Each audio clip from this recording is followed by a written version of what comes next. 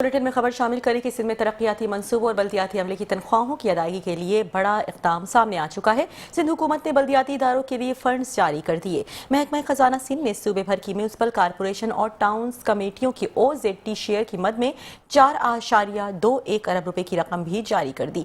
इसी हवाले से कुछ मजीद बात करेंगे नुमाइंदा मेट्रो 1 न्यूज़ मुजम्मिल यासीन से। जी मुजम्मिल यासीन, आगाह कीजिएगा इस इक़दाम के हवाले से।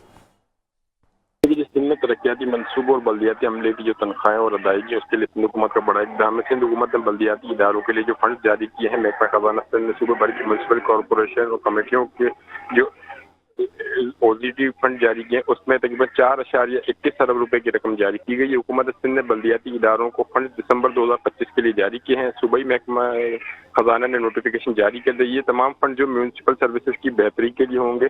और अगर बात की जाए तो सिंध की तमाम जो छोटी बड़ी यूनियन कमेटीज हैं, म्यूनसिपल कमेटीज हैं, उन सबको ये OZT फंड दिया जाएगा, जिसके जरिए जो है सिंध के जो बल्दियाती नुमाइंदे हैं उनको ये फंड के जरिए जो तरक्याती काम करने में मदद मिलेगी। जी ठीक है, बहुत शुक्रिया मुजम्मिल आगाह करने के लिए।